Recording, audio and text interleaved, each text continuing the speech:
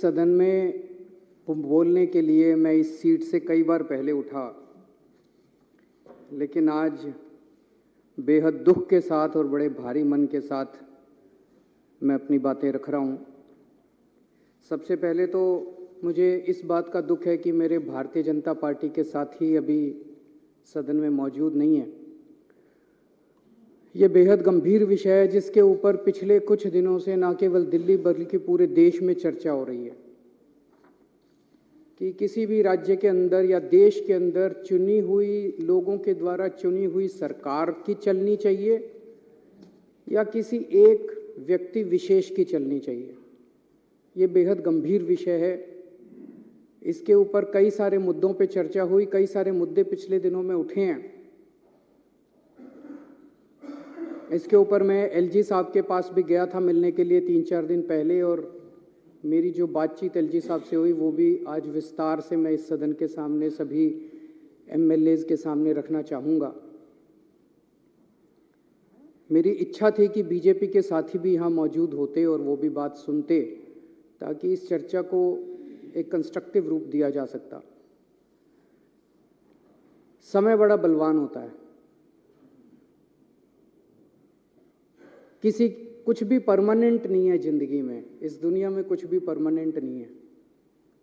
कोई अगर सोचे कि मेरी सरकार बन गई, अब जिंदगी पूरे मेरी सरकार रहेगी, ऐसा नहीं होने वाला। आज मेरी सरकार है, कल हमारी सरकार नहीं होगी।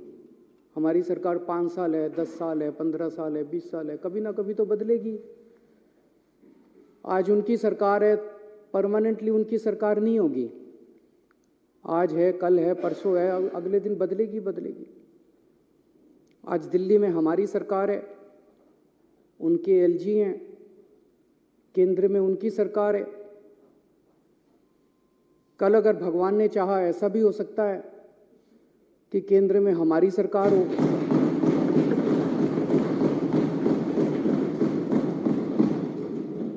दिल्ली में हमारे एलजी हों, और हो सकता है दिल्ली में हमारी हो, कांग्रेस की हो, बीजेपी की हो, किसी और की सरकार हो। हम ये सुनिश्चित करेंगे कि हमारा एलजी इस तरह से तंग नहीं करेगा उस टाइप का, जो भी सरकार होगी। हम चुनी हुई सरकार की इज्जत करते हैं, हम लोगों की इज्जत करते हैं, लोगों के मत की इज्जत करते हैं, लोगों के वोट की इज्जत करते हैं, जनतंत्र की इज्जत करते हैं, हम संविधान की इज्जत करते हैं। दिल्ली में 2 करोड़ लोग रहते हैं। मैंने हमेशा कहा है कि ये 2 करोड़ लोग एक परिवार हैं। हमने हमेशा इसको एक परिवार माना है। इस परिवार में लोगों के जब भी कोई सुख दुख होते हैं, हम हमेशा सुख दुख में काम आते हैं। इन 2 करोड़ लोगों में जो बच्चे हैं, इनके जो बच्चे हैं वो मेरे बच्चे हैं। मैं उनको हर्षिता और पुलकित से अलग नहीं समझता, उनको मैं अपना बच्चा समझता हूँ। उनको मैं अपना बच्चा समझता हूं। तो जितनी अच्छी शिक्षा मैंने हर्षिता और पुलकित को दी है, उतनी अच्छी शिक्षा मैं दिल्ली के एक एक बच्चे को देना चाहता हूं। ये मेरा मकसद है, और उसी मकसद से हम लोगों ने शिक्षा के ऊपर, क्योंकि मुझे ये लगता है कि अगर हमने अपने बच्चों को अच्छी शिक्षा दे दी तो देश का भविष्य बनेगा, बच्चों का भविष्य बनेगा तो देश का भविष्य बनेगा। उसी को मद्देनजर रखते हुए हमने शिक्षा पे इतना खर्चा भी किया, इतने अच्छे अच्छे शानदार स्कूल बनाए। जो सबसे ज्यादा आज स्कूलों के नतीजे बहुत अच्छे आ रहे हैं। लोग अपने बच्चों को प्राइवेट स्कूल से निकाल के सरकारी स्कूलों में भर्ती कर रहे हैं। शायद 75 साल, आजादी के 75 साल के बाद पहली बार ऐसा हुआ है। उसमें सबसे बड़ा योगदान हमारे टीचर्स और प्रिंसिपल्स का है, और उनको मोटिवेट करने के लिए और उनकी कैपेसिटी बिल्डिंग करने के लिए हमने उनको पूरी दुनिया में बेस्ट से बेस्ट ट्रेनिंग दिलवाई है। हमने बहुत सारे टीचर्स को विदेश भेजा, बहुत सारे टीचर्स को आईएम्स में भेजा, बहुत सारे टीचर्स को अलग अलग यूनिवर्सिटीज में भेजा ट्रेनिंग करने के लिए। 1000 से ज़्यादा टीचर्स, प्रिंसिपल्स को हम विदेशों में अभी तक ट्रेनिंग करा चुके हैं। अब 30 टीचर्स और प्रिंसिपल्स को फिनलैंड जाना था ट्रेनिंग करने के लिए। वैसे तो हमारी चुनी हुई सरकार है, मैं मुख्यमंत्री हूं, ये शिक्षा मंत्री हैं। मुख्यमंत्री ने, शिक्षा मंत्री ने कह दिया भाई टीचर फिनलैंड जाएंगे ट्रेनिंग के लिए, तो बस ये फाइनल होना चाहिए। यही तो जनतंत्र है। और जनतंत्र क्या है? अगर मुख्यमंत्री ने और शिक्षा मंत्री ने कह दिया भाई मैं अपने टीचर्स को फिनलैंड ट्रेनिंग कराने जाऊंगा, भेजना चाहता हूं, बस यहां खत्म हो जानी चाहिए थी बात। लेकिन यहां अजीब जनतंत्र है। सारी फाइलें एलजी साहब के पास जाती हैं, सारी फाइलें एलजी साहब के पास जाती हैं। एलजी साहब ने एक बार नहीं 2 बार ऑब्जेक्शन लगा के फाइल के ऊपर भेजा। अभी मैं पढ़ के सुनाऊंगा थोड़ी देर में। 2 बार ऑब्जेक्शन लगा के भेजा। तो जब बार बार ऑब्जेक्शन लगाया जाता है, एलजी साहब कह रहे हैं ना कि मैंने तो मना थोड़ी किया। जब 2 बार ऑब्जेक्शन लगाया, अब तीसरी बार भेजेंगे तो फिर ऑब्जेक्शन लगाएंगे, तो इसका मतलब आपकी नीयत खराब है। एक बाबू क्या करता है? आप अपना लाइसेंस बनाने जाते हो, लाइसेंस बनाने वाला मना थोड़ी करता है, वो ऑब्जेक्शन पे ऑब्जेक्शन, ऑब्जेक्शन पे ऑब्जेक्शन, फिर आप दलाल को पकड़ते हो। वो दलाल कहता है इतने पैसे दे दो, बाबू को अंदर पैसे दे दूंगा और वो अब फाइल क्लियर कर देगा। तो ये बार बार जो ऑब्जेक्शन लगाए जा रहे हैं, इसीलिए तो लगाए जा रहे हैं, नीयत खराब है। फिनलैंड टीचर्स को भेजने नहीं देना चाहते। आज मैं ये लेके आया हूं महोदय, बीजेपी वालों के कितने एमपीज ऐसे हैं, ये पूरी लिस्ट है, जो खुद विदेशों में पढ़ के आए हैं। इनकी कभी इनके माँ बाप ने कॉस्ट बेनिफिट एनालिसिस करी? कितने एमपी ऐसे हैं जो खुद विदेशों में पढ़ के आए हैं? इनके कितने एमएलए ऐसे हैं जो खुद विदेशों में पढ़ के आए हैं? कभी इनके माँ बाप ने कॉस्ट बेनिफिट एनालिसिस करी? ये बच्चे हैं कैबिनेट मिनिस्टर्स के, बीजेपी वालों के बच्चे, जिन के बच्चे अभी विदेशों में पढ़ रहे हैं। मेरे को इससे कोई एतराज नहीं है, मैं किसी की शिक्षा के खिलाफ नहीं हूं। बीजेपी वाले, कांग्रेस वाले, आम आदमी पार्टी वाले, जिसको भगवान ने अच्छा दिया जिंदगी में, वो अपने बच्चों को भेजे, जरूर भेजे। अच्छी से अच्छी शिक्षा सबके बच्चों को मिलनी चाहिए। मैं इसके विरोध में नहीं हूं कि इन्होंने क्यों भेजा। मैं इसके विरोध में हूं कि अगर तुम अपने बच्चों को अच्छी शिक्षा देना चाहते हो तो गरीबों के बच्चों की अच्छी शिक्षा के खिलाफ क्यों हो तुम लोग? अगर हम अपने बच्चों को, गरीबों के बच्चों को अच्छी शिक्षा देना चाहते हैं, अपने बच्चों को अच्छी शिक्षा देना चाहते हैं, तो तुम रोकने वाले कौन होते हो? ये एक फ्यूडल माइंडसेट है। ये कई सौ साल पुराने जो हमारे देश में फ्यूडल माइंडसेट है ना, कि गरीबों को अच्छी शिक्षा, इस जात के लोगों को, उस जात के लोगों को अच्छी शिक्षा नहीं मिलनी चाहिए, गरीबों को अच्छी शिक्षा नहीं शिक्षा जो है इन ठेकेदारों की बपौती रहनी चाहिए। इसको तोड़ना है हम लोगों को। और ये एलजी साहब उसी माइंडसेट से आते हैं कि एलजी साहब के बच्चों को तो मिलनी चाहिए अच्छी शिक्षा, गरीबों के बच्चों को अच्छी शिक्षा नहीं मिलनी चाहिए। इस माइंडसेट को तोड़ना है अपने को, पूरे देश को तोड़ना है। आज़ादी मिल गई, लेकिन ये माइंडसेट अभी भी है कि गरीबों के, इस जात के, उस जात के बच्चों को अच्छी शिक्षा नहीं लेने देंगे। ये विदेश कैसे जा सकते हैं? पढ़ो, एलजी साहब ने लिखा है इंडिया में करा लो ट्रेनिंग। ये एलजी साहब की नोटिंग है, इंडिया में करा लो ट्रेनिंग। अरे क्यों करा ले इंडिया में ट्रेनिंग? हम कम हैं किसी से? गरीबों के बच्चे कम हैं किसी से? गरीबों के बच्चे हैं तो इंटेलिजेंट नहीं है क्या? क्यों करा ले? हम तो अपने बच्चों को फिनलैंड भेजेंगे। पूरी दुनिया में सबसे अच्छी शिक्षा फिनलैंड के अंदर मिलती है, सबसे अच्छी। ये सबको पता है, फिनलैंड पूरी दुनिया में शिक्षा में नंबर 1 है। और उसमें भी जो नंबर 1 यूनिवर्सिटी है उसमें भेज रहे हैं हम। पूरी दुनिया में जो नंबर 1 हम तो भेजेंगे सर। दिल्ली के लोगों का पैसा है, टैक्स का पैसा है दिल्ली के लोगों का, टैक्स के पैसे से, दिल्ली के टैक्स के पैसे से भेज रहे हैं। लोगों का पैसा, लोगों के बच्चे, अपने पैसे से लोग अपने बच्चों को ट्रेनिंग के लिए भेजते हैं। ये वो क्या कहते हैं, पराए घर में अब्दुल्ला दीवाना। ये एलजी कौन हो गया है? बेगानी शादी में अब्दुल्ला दीवाना। ये एलजी कहां से आ गया? कौन है एलजी? कहां से आ गया एलजी? किस बात का एलजी? कौन एलजी? कौन लेफ्टिनेंट गवर्नर? हमारे सर पे बैठ गया आके लेफ्टिनेंट गवर्नर। अब वो तय करेंगे कि हम अपने बच्चों को कहां पढ़ाएंगे। ऐसी सामंतवादी सोच के लोगों ने आज हमारे देश को पीछे छोड़ा हुआ। मैं कई बार सोचता था 70 साल हो गए हमारे देश को, 75 साल हो गए हमारे देश को, इतना पिछड़ा कैसे रह गया, इतना अनपढ़ कैसे रह गया, इतना गरीब कैसे? इन लोगों ने जानबूझ के, इन लोगों ने देश को गरीब रखा है। इन लोगों ने हमारे बच्चों को पढ़ने नहीं दिया। ये तो सामने आ गया, नंगे हो गए ये लोग। इन लोगों ने हमारे बच्चों को, बड़ी मजे की बात है, एलजी साहब के पास पावर नहीं है ये करने की। एलजी साहब के पास पावर नहीं है ये करने की। मैं भी आपको दिखाता हूं। सुप्रीम कोर्ट ने साफ साफ कहा है कि भाई 3 चीजें हैं, एक है पुलिस, पब्लिक ऑर्डर और लैंड। इन तीनों चीजों को छोड़ के एलजी साहब के पास कोई भी निर्णय लेने का अधिकार नहीं है। ये सुप्रीम कोर्ट का ऑर्डर है। 2018 4 जुलाई 2018 को ये ऑर्डर पास किया था सुप्रीम कोर्ट ने। सुप्रीम कोर्ट तो देश की सर्वोच्च अदालत है, वो तो सबको माननी पड़ती है ना। इसमें से मैं पढ़ के सुनाता हूं। इसमें लिखा हुआ है पैरा 284। अब तो सबको रट गया होगा पैरा भी, कल 3 दिन से मैं बोल रहा हूं। 284.17 पैरा, इसमें लिखा है the lieutenant governor has not been entrusted with any independent decision making power. इसकी हिंदी क्या हुई? लेफ्टिनेंट गवर्नर, दिल्ली के लेफ्टिनेंट गवर्नर को स्वतंत्र रूप से कोई भी निर्णय लेने का अधिकार नहीं है, ये सुप्रीम कोर्ट कह रहा है। सुप्रीम कोर्ट को पता था एक बार लिखने से नहीं मानेगा एलजी, उन्होंने 2 बार लिखा। उन्होंने फिर पैराग्राफ नंबर 475.20 में लिखा there is no independent authority vested in lieutenant governor to take decisions.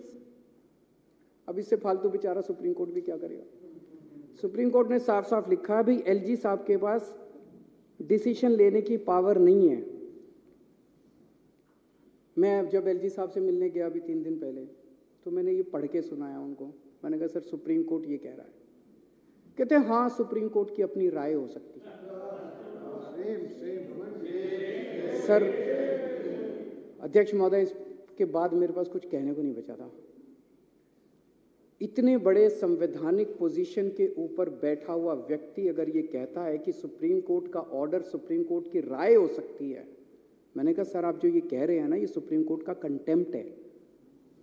आप ऐसा नहीं बोल सकते। सुप्रीम कोर्ट का आदेश कानून है इस देश का, सुप्रीम कोर्ट का आदेश बाइंडिंग है इस देश के ऊपर, इस देश के हर नागरिक के ऊपर।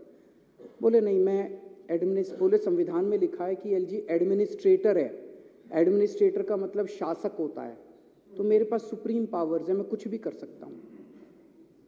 इसके बाद में क्या कहता, फिर उन्होंने कहा कि मैंने मना थोड़ी किया है।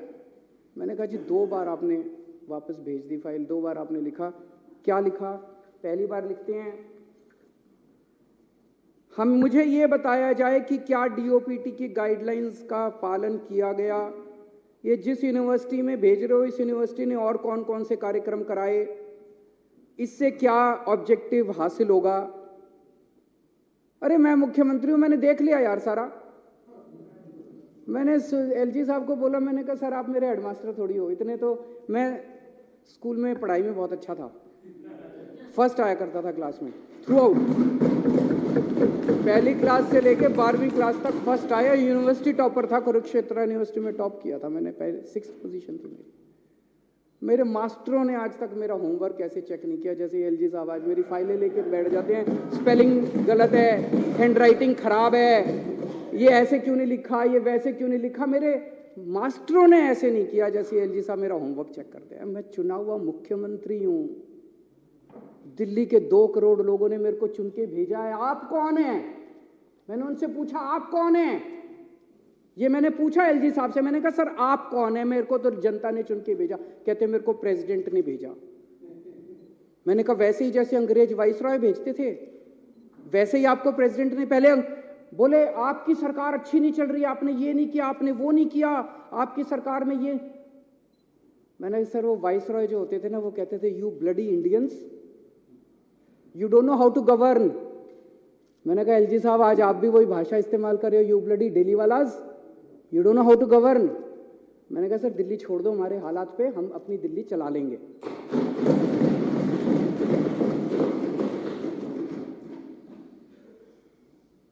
कहते हैं कॉस्ट बेनिफिट एनालिसिस कराओ।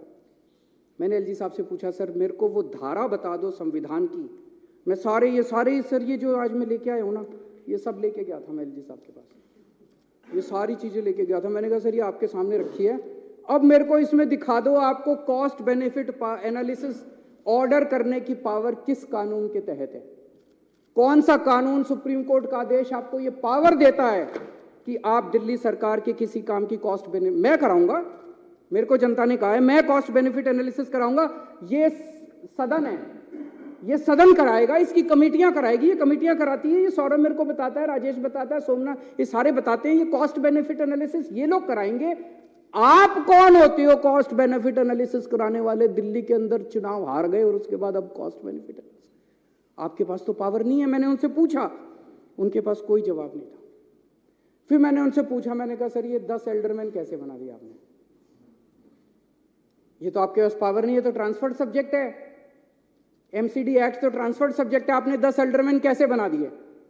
बोले उस कानून में लिखा है एडमिनिस्ट्रेटर शैल अपॉइंट 10 एल्डरमैन। तो मैंने उनको ये एक और दूसरा ऑर्डर दिखाया सुप्रीम कोर्ट का, ये 2019 में आया था सुप्रीम कोर्ट में। इसमें लिखा है कि जहां एडमिनिस्ट्रेटर लिखा होगा वहां भी मंत्रियों की चलेगी, वहां भी मुख्यमंत्री की चलेगी, ये लिखा हुआ है। ये सुप्रीम कोर्ट का आदेश मैंने उनको दिखाया। मैंने कहा सर ये लिखा हुआ है कि एडमिनिस्ट्रेटर लिखा है तब भी हमारी चलेगी, आपकी नहीं चलेगी। तो वो तो सुप्रीम कोर्ट को मानते ही नहीं, वो तो कहते हैं सुप्रीम कोर्ट की तो राय है। उसके बाद एक हाई कोर्ट का ऑर्डर है, वो भी मैं लेके गया था। और कुछ हो ना हो, एलजी साहब ने मेरे को वकील तो अच्छा बना दिया। ये 1998 का जजमेंट है ओपी पावा, इसमें साफ साफ लिखा है, मोटर व्हीकल्स एक्ट में डेफिनेशन है lieutenant governor, government of Delhi means lieutenant governor. इसमें लिखा है सारी पावर दिल्ली सरकार की होगी, सारी पावर मुख्यमंत्री की होगी। तो अगर एडमिनिस्ट्रेटर भी लिखा है, लेफ्टिनेंट गवर्नर भी लिखा है, तब भी सारी पावर दिल्ली सरकार की है, एलजी साहब की पावर नहीं है। ये सारा मैंने उनको बताया, पर वो तो माने ही नहीं, वो तो बोले कि मैं एडमिनिस्ट्रेटर हूं। फिर मैंने कहा सर आप आजकल रोज चीफ सेक्रेटरी को ऑर्डर दे देते हो, मतलब रोज सवेरे उठते हैं, अपना लेटर हेड मंगाते हैं, लेटर हेड में लिखते हैं चीफ सेक्रेटरी इसको यहाँ का चेयरमैन बना दो, और चीफ सेक्रेटरी को भेज देते, चीफ सेक्रेटरी लागू करा देता है। हम मुंह बाके देखते हैं, हम तो क्या हो गया, ये टीवी में चल रहा है, अखबार में आ गया, इसको लिख देते हैं, ये इसको एल्डरमैन बना दो, इसको यहाँ का ये बना दो, इसको। ये चल क्या रहा है? मैंने एलजी साहब से पूछा, मैंने कि चीफ सेक्रेटरी को सीधे ऑर्डर कैसे देते हो? मुख्यमंत्री, मंत्री, इनके थ्रू फाइलें क्यों नहीं जाती? सीधे चीफ सेक्रेटरी को ऑर्डर दे देते हो आप किसी भी सब्जेक्ट के ऊपर। बोले मैं शासक हूं, मैं एडमिनिस्ट्रेटर हूं, मैं कोई भी ऑर्डर दे सकता हूं, किसी को भी ऑर्डर दे सकता हूं। ना तो वो संविधान मानने को तैयार हैं और ना वो सुप्रीम कोर्ट के ऑर्डर मानने को तैयार है। मैंने उनसे पूछा, मैंने कहा सर ये योगा क्यों बंद करा दिया? मोहल्ला क्लिनिक के अंदर चुनाव के, एमसीडी चुनाव के नतीजे 7 तारीख को आए थे, उसके 2 महीने पहले से सारे डॉक्टरों की तनख्वाह बंद करा दी, सारे मोहल्ला क्लिनिक के रेंट बंद करा दिए, सारे मोहल्ला क्लिनिक की बिजली बंद करा दी, बिजली के बिल पेमेंट बंद करा दी, सारे टेस्ट बंद करा दिए। मैंने कहा सर ये क्यों करा दिया? दिल्ली जल बोर्ड की 3 महीने से सारी पेमेंट बंद। बड़ी मजे की बात है कि 7 तारीख को नतीजे है, 8 तारीख को मोहल्ला क्लिनिक की सारी पेमेंट हो गई। तो नीयत खराब थी। जल बोर्ड की सारी पेमेंट्स बंद करा दी। हमारे जो वाटर ट्रीटमेंट प्लांट बन रहे थे उनकी कंस्ट्रक्शन रुक गई, जो सीवेज ट्रीटमेंट प्लांट बन रहे थे उनकी कंस्ट्रक्शन रुक गई। डीटीसी के अंदर महिलाओं की सुरक्षा के लिए जो बस मार्शल हमने लगा रखे हैं उनकी तनख्वाह 3 महीने से बंद करा दी। मैंने सब बोला, मैंने कहा सर सारे अफसर दबी जुबान में कह रहे हैं कि एलजी के ऑर्डर थे कि या तो ये सारी पेमेंट बंद करो, आम आदमी पार्टी की सरकार को बदनाम करो, केजरीवाल को बदनाम करो, नहीं तो तुमको धमकी दी सारे अफसरों को कि मैं सस्पेंड कर दूं। कहते मैंने ऐसा नहीं किया। मैंने कहा सर अगर आपने ऐसा नहीं किया, ये तो मेरी वजह से 104 सीट आई हैं, तो इसका मतलब जानबूझ के सारी पेमेंटें रुकवाई थी।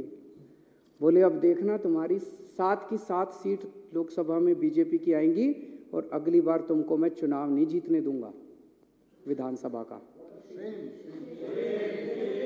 एलजी साहब मुख्यमंत्री को खुलेआम धमकी देते हैं कि अगला विधानसभा, वो यहाँ पे लेफ्टिनेंट गवर्नर दिल्ली को चलाने थोड़ी आए हैं, दिल्ली को ठप करके केजरीवाल को और आम आदमी पार्टी को बदनाम करने आए हैं।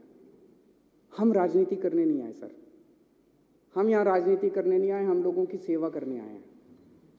चुनाव जीते ना जीते हैं, राजनीति लगी रहती है, चुनाव आते जाते रहते हैं। देश जरूरी है, लोग जरूरी है, लोगों की जिंदगी जरूरी है। लोगों को इतनी प्रताड़ना करके, लोगों के मोहल्ला क्लिनिक बंद करा के, लोगों के पानी बंद करा के, लोगों की बिजली बंद करा के अगर आप चुनाव जीतना चाहते हो, चुनाव आपको मुबारक। हम लोगों की सेवा करेंगे। हम आपकी तरह नहीं गिर सकते, हम आपकी तरह इतनी गंदी हरकतें नहीं कर सकते। एक प्रश्न ये उठता है कि अगर चुनी हुई सरकार की कोई पावर ही नहीं है तो इस देश की आजादी की लड़ाई क्यों लड़ी थी? हमारे लोगों ने इसलिए थोड़ी लड़ी थी कि एक वाइसरॉय जाएगा और एक लेफ्टिनेंट गवर्नर आके बैठ जाएगा, इसलिए तो आजादी की लड़ाई नहीं लड़ी थी। तो अध्यक्ष महोदय, अपने देश की आजादी को बरकरार, हम तो सारे आंदोलन से निकले हुए लोग हैं, आजादी को बरकरार रखने के लिए, जनतंत्र को मजबूत करने के लिए, संविधान को मजबूत करने के लिए हमें जो भी कुर्बानी देनी पड़ेगी, हम सारे मिलकर वो कुर्बानी देंगे। लेकिन जनतंत्र को और देश की आज़ादी को इस तरह से हम खराब बिल्कुल नहीं होने देंगे। ये जो सौरव का प्रस्ताव है, मैं इस प्रस्ताव का पूरी तरह से समर्थन करता हूँ।